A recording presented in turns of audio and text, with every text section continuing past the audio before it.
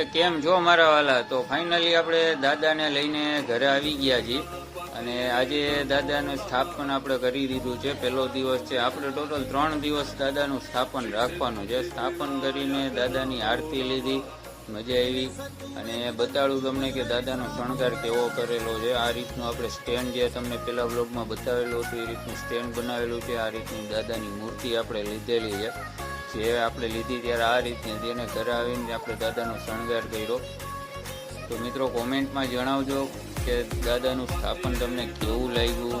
તો વિડીયો ગમ્યો હોય તો શેર કરજો, લાઈક કરજો, કોમેન્ટ કરજો અને ચેનલને સબસ્ક્રાઈબ કરજો. જય